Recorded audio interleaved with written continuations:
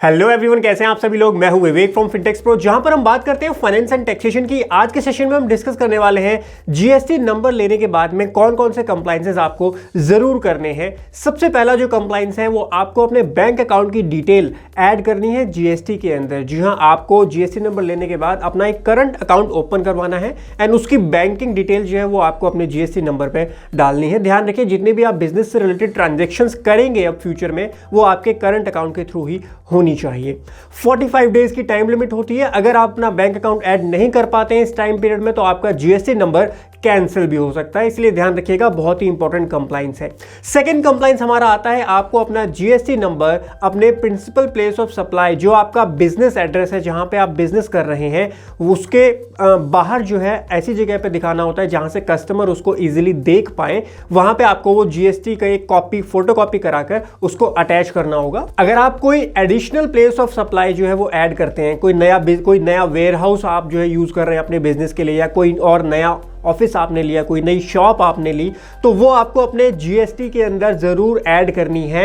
Additional place of supply अगर आपने add किया है, एक ऑफिस आपका है, दूसरा ऑफिस आपने ऐड किया है, तो as additional place of supply आपको अपने जीएसटी नंबर पे ऐड करना पड़ेगा। और उस नए ऑफिस पे या नए शॉप के बाहर भी आपको अपना जीएसटी नंबर जो है वो डिस्प्ले करना पड़ेगा, पब्लिकली डिस्प्ले आपको करना पड़ेगा वो। साथ ही में अगर आप अपना कोई एड्रेस चेंज कर देते हैं, कोई आपने अपनी फैक्ट्री को चेंज किया, या फिर जहां पे आप पहले बिजनेस करते थे जब आपने रजिस्ट्रेशन लिया और उससे आप चेंज करना चाहते हो, तो आपको जीएसटी के अंदर कोर फील्ड के अंदर अमेंडमेंट करनी होती है और अपना नया बिजनेस का जो डिटेल्स है, जो नया एड्रेस है, वो वहां पर मेंशन करना पड़ता है।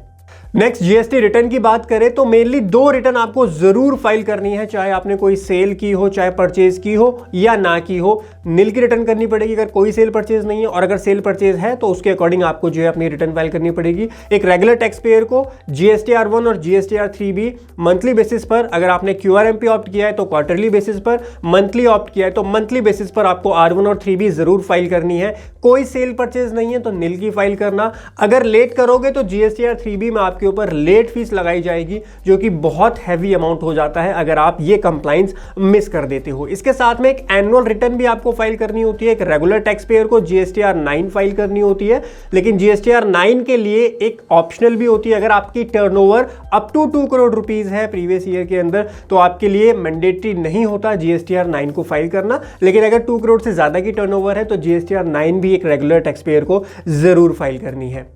नेक्स्ट कंप्लायंस जो आता है जीएसटी के अंदर वो आता है आईटीसी का। मान लीजिए आपने कोई भी असेट परचेज करी है जीएसटी से पहले, लेकिन वो उस पर आपको जो है अब आपको उस पर जीएसटी क्लेम करना है, तो आईटीसी 01 फॉर्म होता है जो कि आपको रजिस्ट्रेशन के 30 डेज के अंदर अंदर फाइल करना होता है। आईटीसी 01 फॉर्म, उस फॉर्म को फाइल कीजिए और जो भी आपके इनपुट्स हैं उसका जो है आपको इनपुट टैक्स क्रेडिट मिल जाएगा आईटीसी 01 फॉर्म के अंदर। बट 30 डेज के अंदर अंदर आपको जरूर फाइल करना है ये वाला फॉर्म रजिस्ट्रेशन के।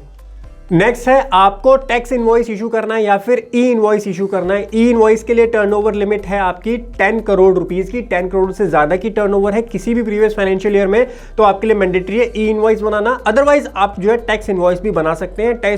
नेक्स्ट, इसी से जुड़ा हुआ क्वेश्चन आता है मेंटेनेंस ऑफ रिकॉर्ड। देखिए, अब आप जीएसटी में एक रजिस्टर्ड पर्सन है तो आपको अपने रिकॉर्ड जरूर मेंटेन करने हैं। सेल, परचेज और जो भी इनपुट टैक्स क्रेडिट आप क्लेम कर रहे हो, जो भी स्टॉक आपके पास अवेलेबल है, उस सभी का डेटा रिकॉर्ड्स आपके पास अवेलेबल होने चाहिए। वो सॉफ्ट कॉपी में भी हो सकते हैं और मैनुअली भी हो सकते हैं, हार्ड कॉपी में भी आप उनको मेंटेन कर सकते हैं। 72 मंथ्स यानी 6 ईयर तक आपको जो है जीएसटी के अंदर अपने रिकॉर्ड्स को मेंटेन करके रखना होता है।